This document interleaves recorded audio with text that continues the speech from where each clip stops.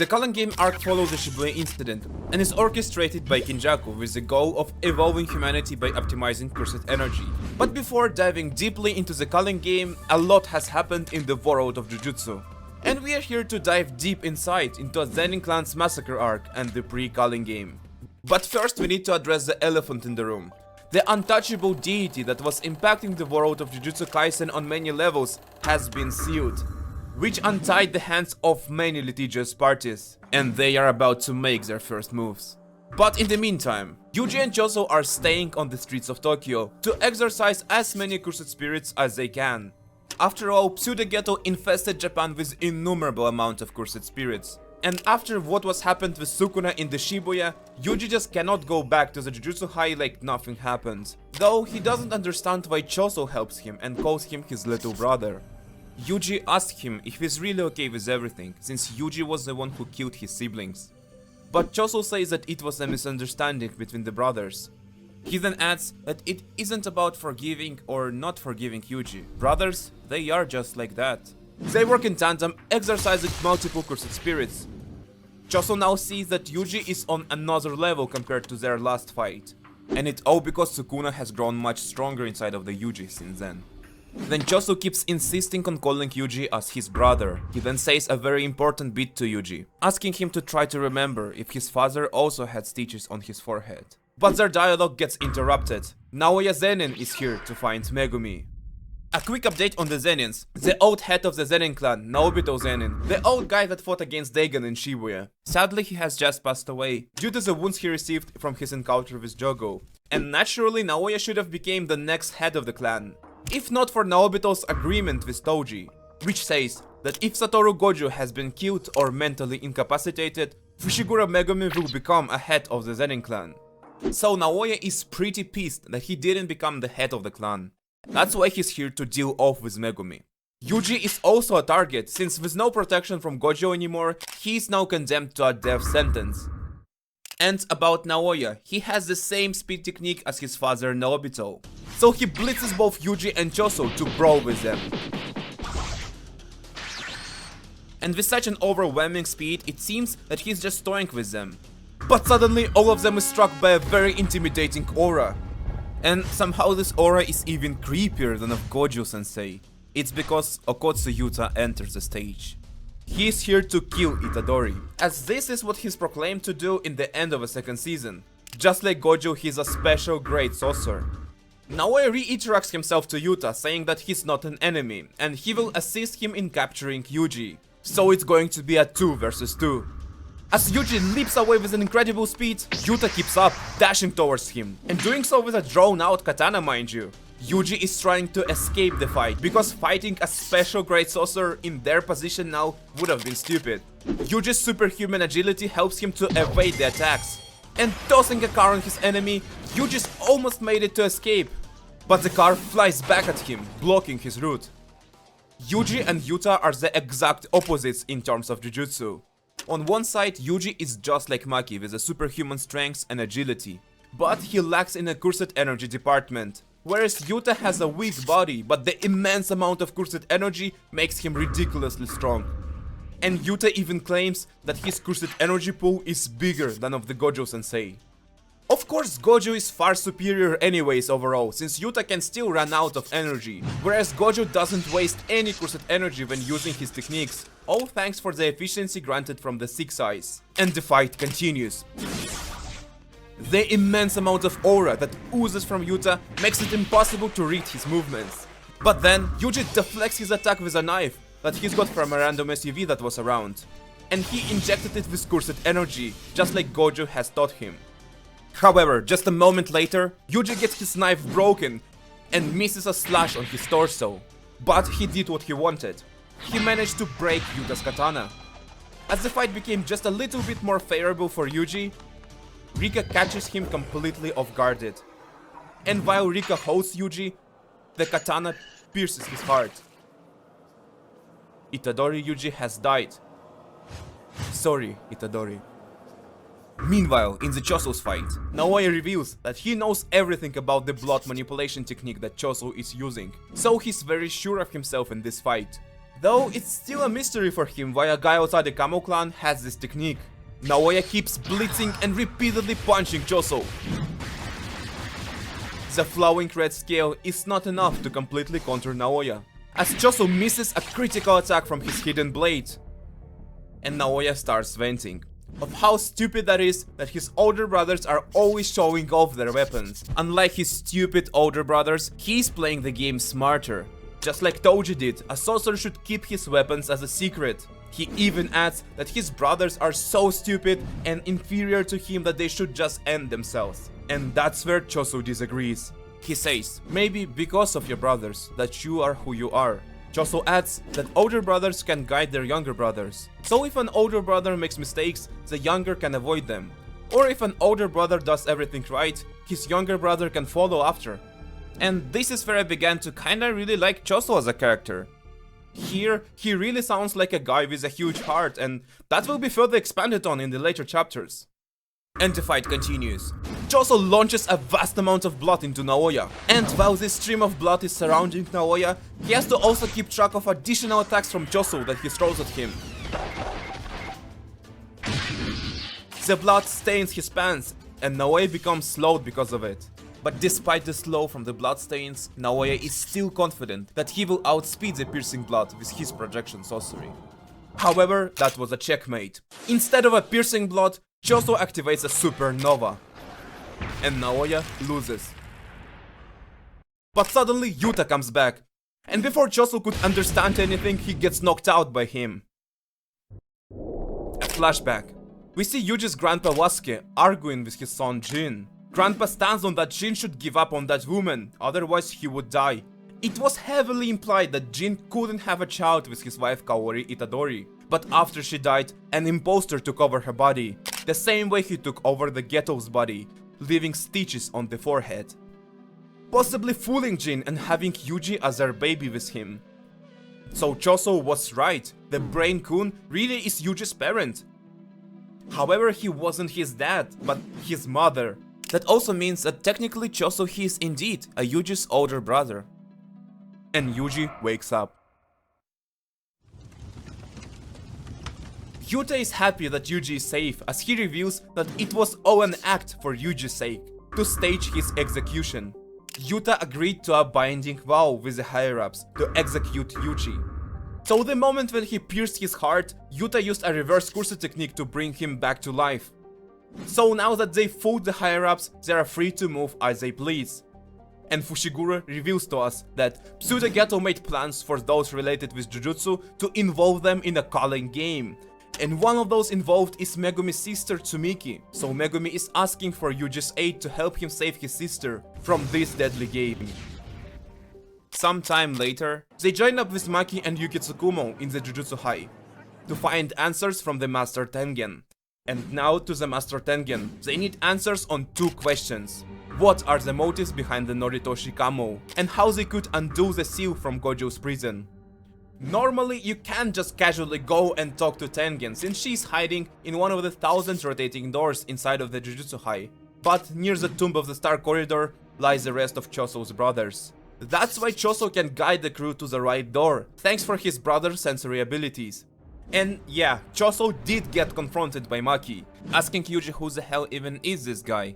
Which is fair, as he does look suspicious from her standpoint. So Yuji finally admitted, saying to her that for now, think of him as of my brother. As they walk past the bloodstains on the floor that are left from Riko's assassination, Yuki Tsukumo starts to wonder that it was then, 11 years ago, when everything began to get distorted. After some delay, Tengen meets them. Tengen reveals that she hesitated to greet them, since they could have been in alignment with Kenjaku. Kenjaku is the true name behind the person inhabiting Geto's body. And truth is that there was no backup star plasma vessel 11 years ago, so Tengen never merged, which resulted with evolution of her state. And she reveals the true objective of Kenjaku. He wants to force an evolution on all human beings throughout Japan, and he wants to achieve it by merging the humankind with the Tengen herself. And this whole situation became possible only because Tengen didn't merge with Riko 11 years ago. It resulted in a transformation into a higher being, basically meaning she became a cursed spirit. So now, as a cursed spirit, she became an easy target to Geto's cursed spirit manipulation technique. Actually, now I start to wonder if the Star Religious Group and the Q were the result of Kinjaku's doings, since it was crucially important to his plans to prevent Tengen's merging. And the Star Plasma Vessel Association played a huge part in preventing the merging. Before answering any more questions, there's one condition from Tengen. Yuta Okotsu, Yuki Tsukumo, Death Painting Womb. 2 of you must stay here to serve as my guards. Choso and Yuki volunteered to stay. For Choso it was important to face off against his father, whom he despises for what he did with his brothers. And for Yuki it's a chance to finally have a deeper talk with the Tengen, methods of which she dislikes. Tengen thanked them and gave the back of the prison realm. The back door of the prison realm. The crew can use it to undo the seal from the Gojo Satoru. But it's not so easy. To undo the sealing technique it would require something like the inverted spear of heaven that nullifies the cursed techniques. Or a black robe that disrupts and cancels the cursed techniques. But both of these tools were either destroyed or sealed by the Satoru Gojo himself. Yeah, it's kinda ironic that he basically prevented himself from getting unsealed. Though there's still a way. One of the Culling game players is Angel, a Jujutsu sorcerer from 1000 years ago, and her technique can extinguish any cursed technique. So, our crew's plan now is as follows. Yuki and Choso stays to guard Tengen against Kenjaku. Maki will go to retrieve cursed weapons from the Zenin's warehouse.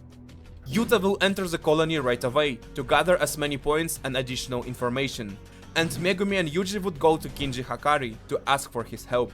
Hakari is a suspended 3rd-year student, and from Yuta's words he is pretty tough, so it would be very useful to have him as an ally.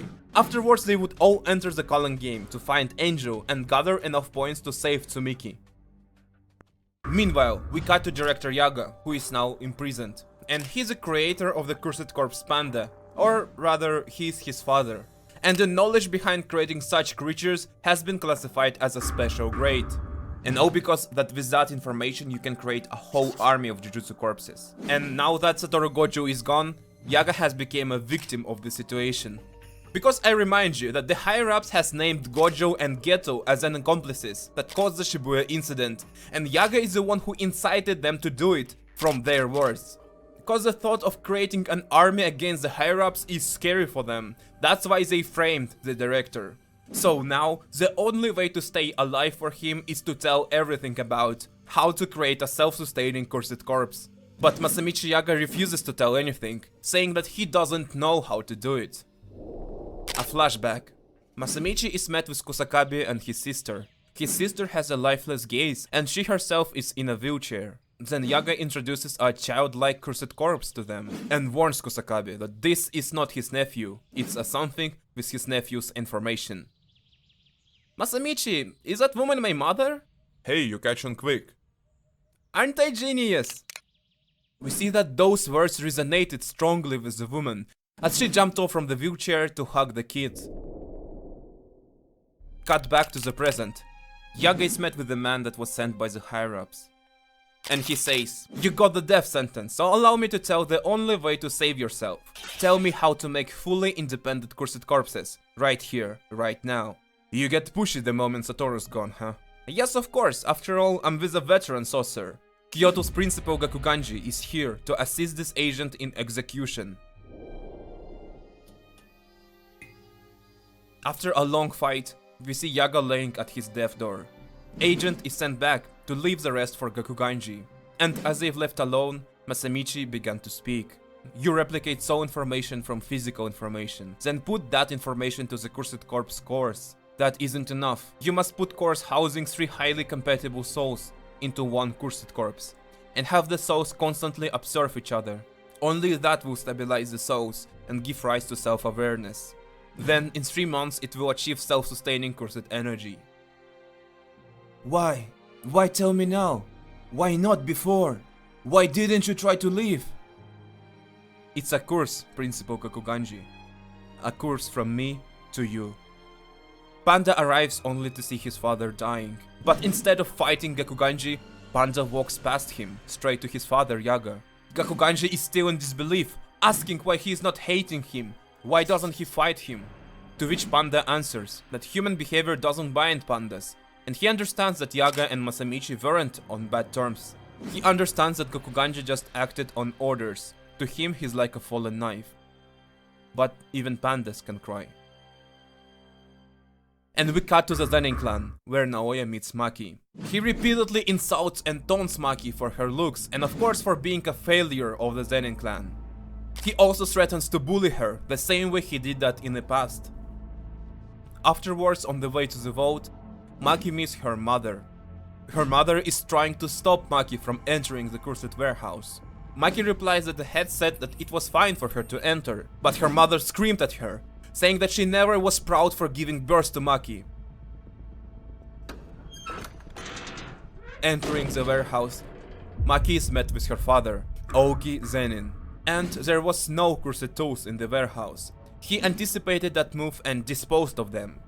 In the pool of blood behind him lays her sister Mai. It's been revealed that Zenins are not so happy with Megumi being appointed as the head of their clan. So for their benefit, they've plotted an execution to Mai, Maki and Megumi. And they're gonna cover their deaths for plotting for Gojo's concealment, which is now a criminal act. It was further revealed that it was actually Ogi himself who was the initial proposer for their execution. Execution of both of his children. So he easily takes the title of the worst father of the series, overcoming even Kinjaku in this list. Ogi is activating the secret technique Falling Blossom Emotion. The technique that automatically attacks his enemies with cursed energy on contact. He has prepared for the worst case scenario by taking Mai as a hostage and anticipating the unknown ability of Maki's cursed weapon.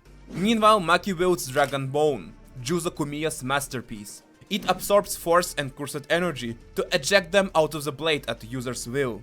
I actually wanna make a video about Juzo-Kumiya, creator of many cursed tools in the Jujutsu Kaisen. So let me know if you'll be interested in that kind of video. Maki and Ogi get in their stances. And the fight starts. Ogi strikes with his sword, but Maki blocks the attack. Then, using Dragon Bone's technique, she breaks his blade. And as she's about to deal the finishing blow, Ogi cuts her down in a sudden flurry. And he says that she thought that their distance shortened the moment she cut off his blade, but he's a Jujutsu sorcerer, not a swordsman. Ogi then whines that it's only because of his children, Mai and Maki, that he didn't become the head of their clan, as from his words he never lagged behind Naobito as a sorcerer, and children should never stand in the way of their parents. He leaves Maki and Mai in the training room that is filled with numerous cursed spirits. After insulting Maki a couple more times, he leaves the room, so the cursed spirits can eat both of the sisters alive. Mai checks on Maki. Unsurprisingly, even after those wounds, her heart is still beating. Mai says that she always knew that this would happen someday. Somewhere at the beach, we see Mai and Maki. Mai says that her technique cannot create anything complex, and she's also badly wounded, so after she makes this, she will die. Maki doesn't understand what she's saying and asks her to come back. But Mai keeps on going, that she figured it a long time ago. The reason why twins is a bad omen for sorcerers. In sorcerers' world, identical twins are considered as one individual by cursed techniques. So as long as Mai is around, even if Maki gives her absolute best to become the strongest, it will be useless, because Mai never wanted to become stronger. Mai rejects Maki's request once and for all to come back, and asks her to abandon everything except what she's about to make for her. Mai says that she will take everything with herself, including the cursed energy. Promise me just one thing. Please, destroy everything. Everything, big sis. Maki wakes up. She tried to scream for Mai, but it was useless, as her sister was already dead. Maki is left alone, only with a blade, and her body no longer has any traces of the cursed energy. Ogi noticed that suddenly all of the cursed spirits has vanished, and Maki approached him out of the shadows. Zen'in, father of the Maki and Mai, he starts to remember the feeling of fear that he tried to forget. Maki has now become just like Toji. Shitting his pants from fear and anger, Ogi released his fiery cursed technique, and as he screamed threats towards Maki, she decapitated him in a single swift strike.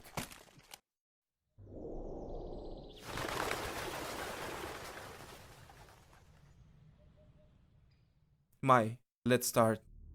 An alarm notifies everyone in the clan of Ogi's death, and Maki quickly found herself surrounded with the Kukuru squad. By the way, in a very Tarantino-esque style. Kukuru squad is basically a main military army of Zenins. Trying to come up with her senses, Maki is replaying everything that she's been told in her life. But amidst the many thoughts, her sister's dying words echoed in the mind. Promise me, destroy everything. And she started a massacre, mercilessly slaughtering every single member of the Kukuru squad.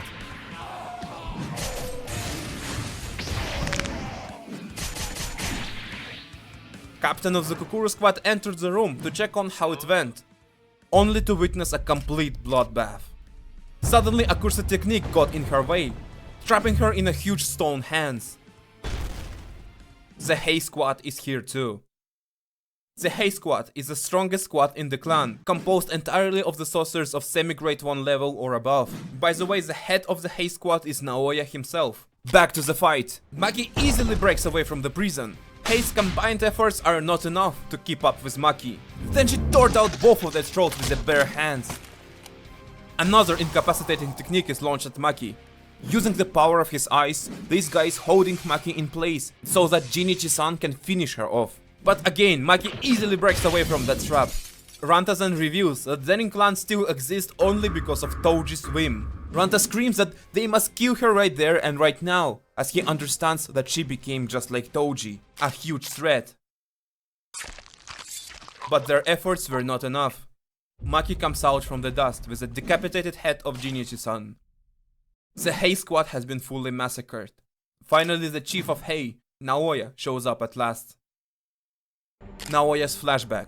We see that when he was a child, he already was a young brat, as everybody told him that he's special, that he's gonna be the next head of the clan. And young Naoya runs to entertain himself by witnessing a man that, according to the rumors, has been born with absolutely zero cursed energy. Naoya wonders how miserable would this man's face look like, only to witness this. Cut back to the present. Naoya fights Maki in a complete disbelief. He denies for himself that Maki is now just like Toji, whom he idolizes. At the same time, Maki fights him, focusing only on counting the frames of his technique. Naoya grabs Maki's hand, able to freeze her for 1 second. So, kicking her straight in the torso, he speeds up and tosses her again. But inside, Naoya is having a mental crisis from witnessing Maki in her empowered state. He really is the biggest Toji glazer, stating things like how nobody could ever understand Toji-kun and his strengths. While Naoya has this internal breakdown, Maki is still focused on counting up the frames. She is completely unfazed with his bullshit. But Naoya keeps outspeeding and tossing around Maki repeatedly. Usually, if you haven't noticed, Naoya never goes all out in his battles, which also always comes back to bite him. But now he's decided to use his maximum speed by stacking off his technique multiple times on himself. Whereas Maki just readies herself to tank this attack head on. But instead of plummeting into Maki, Naoya just slightly taps her shoulder, activating the freeze frame conditions of his technique. Now Maki has to move in 24 frames, otherwise she will get frozen for 1 second. As expected, you're a fake! When suddenly, Maki turns around and punches Naoya right into the ground. She has figured his technique, and with her new body, she can now see Naoya's moves clearly.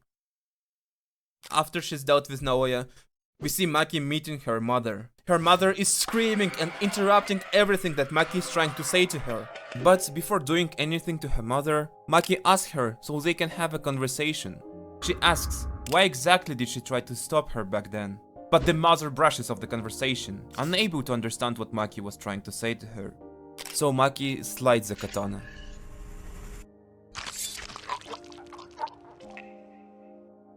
Some time later, we see the heavily injured Naoya crawling inside of the house. He screams that Maki couldn't even finish him off properly. That's when Maki's mother meets Naoya, killing him with a kitchen's knife. And just before Maki's mother dies, she admits to herself that in the end, she is glad that she gave birth to her daughters. And that was the end of the Zenin clan. Maki leaves Mai's body to Nishimuya. And Nishimuya asks Maki, what is she going to do now? But Maki is not over with her deal. Remember the promise that was made, it was to destroy everything. And so it would be later reported that right after the Zenin's massacre, the remaining 6 Hei and 22 Kukuru members that were not at the Zenin's clan that day would be found dead by unnatural causes. With that complete annihilation of a Zenin clan, Maki has finally fulfilled the promise that was made to her sister. But going a little bit ahead of a time, actually, the promise that she gave to Mai is still yet to be fully fulfilled. But that is a completely different matter for one of the next videos. The disappearance of Gojo has greatly influenced the whole Jujutsu world, as in these events we see how fast everything can become dark and twisted when we are left without him. Make sure to subscribe, as I'm planning on making more videos in the future. And of course, I will continue covering the Culling game arc. Thank you guys so much for watching.